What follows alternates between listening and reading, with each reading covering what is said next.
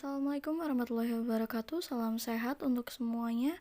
Nama saya Putri Novitasari dari kelas TI1 dengan NIM 421068. Berikut adalah tugas UAS pada mata kuliah ATSI. Pada pertemuan kedua telah diberikan tugas untuk mencari tahu apa itu sistem, apa itu informasi,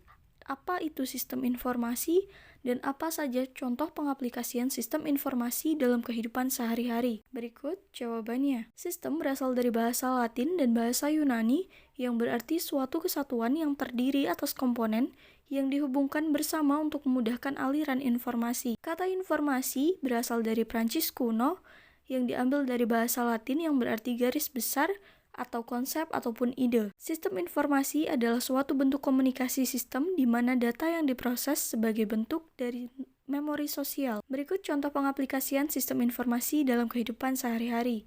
1. Menggunakan e-learning. 2. Menggunakan e-banking. 3. Menggunakan sistem layanan mahasiswa bagi para mahasiswa.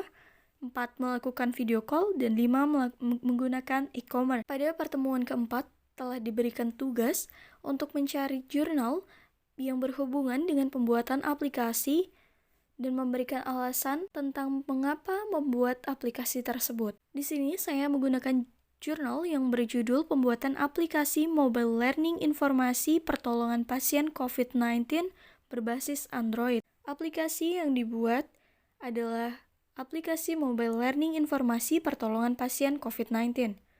Alasannya adalah untuk memberikan pengetahuan terhadap orang yang berada di lingkungan paparan pasien COVID-19 dan untuk memberi informasi atau pemahaman terhadap masyarakat tentang apa itu COVID-19. Pada pertemuan kelima telah diberikan tugas untuk mencari tahu apa itu metode waterfall, metode spiral, metode prototype, dan metode pengembangan Dickie and Carey.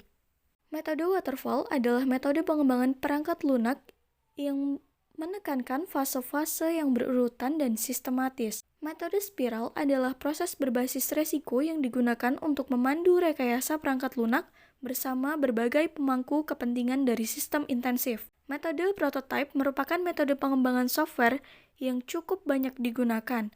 Metode prototype adalah teknik pengembangan sistem yang menggunakan prototype. Metode Dickie and Carey merupakan metode pengembangan yang dikembangkan melalui pendekatan sistem. Pada pertemuan ketujuh, telah diberikan tugas untuk mencari jurnal pembuatan aplikasi serta metode apa yang dipakai untuk membuat aplikasi. Di sini, saya menggunakan judul jurnal yang pertama, Penerapan Metode Waterfall pada Desain Sistem Informasi Geografis Industri Kabupaten Tegal. Alasannya adalah karena metode waterfall sistematis, dan sekuensial. Judul jurnal yang kedua adalah penerapan metode spiral dalam pengembangan sistem informasi penjadwalan produksi berbasis website. Karena metode spiral menggunakan waktu lebih singkat dalam pengembangan sistem. Judul jurnal yang ketiga adalah penerapan metode prototype dalam perancangan aplikasi si pinjam. Alasan menggunakan metode prototype adalah untuk mendapatkan representasi dari pemodelan aplikasi yang akan dibuat. Judul jurnal yang keempat adalah pengembangan mobile learning dalam model Dickie and Carey pada mata pelajaran di biologi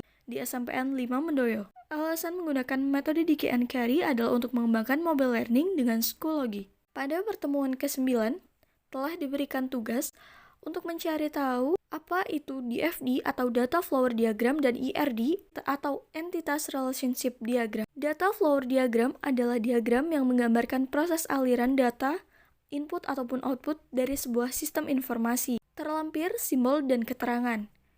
Yang kedua adalah Entitas Relationship Diagram atau ERD, adalah diagram yang menggambarkan hubungan antara entitas yang dijalin melalui primary key and fork-in key pada sebuah tabel database, terlampir, simbol, dan keterangan. Pada pertemuan ke-11 telah diberikan tugas untuk menggambarkan desain interface mengenai aplikasi yang dibuat menggunakan DFD dan ERD. Berikut terlampir desain interface aplikasi learning yang dibuat menggunakan DFD dan ERD. Sekian, terima kasih. Wassalamualaikum warahmatullahi wabarakatuh.